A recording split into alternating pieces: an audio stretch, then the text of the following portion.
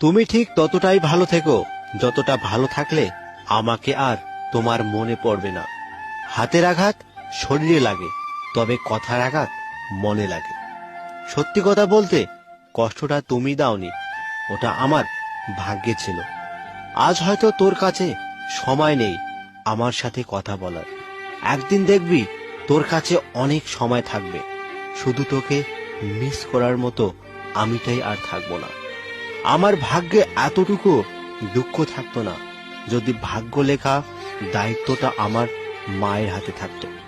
প্রয়োজন শেষ হয়ে গেলে বিরক্ত তো লাগবেই, এটাই বাস্তব। হোক সে বন্ধুত্ব অথবা ভালোবাসা।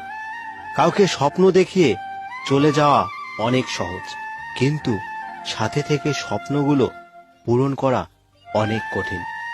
জীবনে তিনটি মানুষকে কখনো ক্ষমা করতে নেই। নাম্বার 1, ভালো না বেসে যে ভালোবাসার অভিনয় করে। 2, যে বন্ধুত্বের সুযোগ দিয়ে বেইমানি করে। নাম্বার 3, যে বিশ্বাস নিয়ে খেলা করে। ইগনোর করার আগে ভেবে নিও আর কোনোদিন প্রয়োজন পড়বে না তো।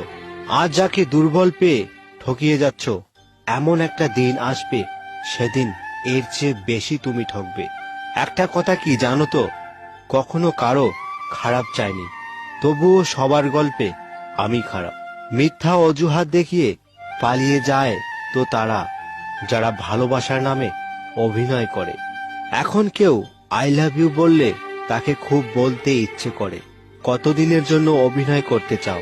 মানুষ আত্মহত্যা কেন করে জানো? কি বলছো? মরার জন্য? না, মরার জন্য নয়, কষ্ট থেকে বাঁচার জন্য। অতীতের কথা ভেবে কষ্ট পাওয়া হলো আবেগ, আর অতীত থেকে শিক্ষা নিয়ে সামনে এগিয়ে যাওয়াই হলো বাস্তব।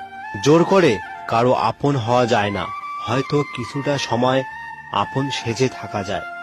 মাফ করে দিও যদি তোমার মনে কোনো কষ্ট দিয়ে থাকি। কে জানে, কাল হয়তো নাও বেঁচে থাকতে পারি। কাউকে ভালোবাসলে এতটাই ভালোবাসো যেন সে কষ্ট পেলে সবার প্রথমে তোমাকেই খোঁজে। সত্যি কথা বলতে ভালোবাসি বলেই একটু সন্দেহ করি, কারণ হারানোর ভয়টা বেশি পাই। সেই মেয়েটা সত্যি খুব লাকি, যার ভালোবাসার মানুষের রোজগার কম থাকলেও চরিত্র আর ভালোবাসাটা একদম খাঁটি। কখনো ভাবিনি জীবনে এরকম দিন আসবে। কাঁদতে হবে অথচ সবার সামনে হাসি মুখে থাকতে হবে। ভিডিওটি ভালো লাগলে একটা লাইক করবেন।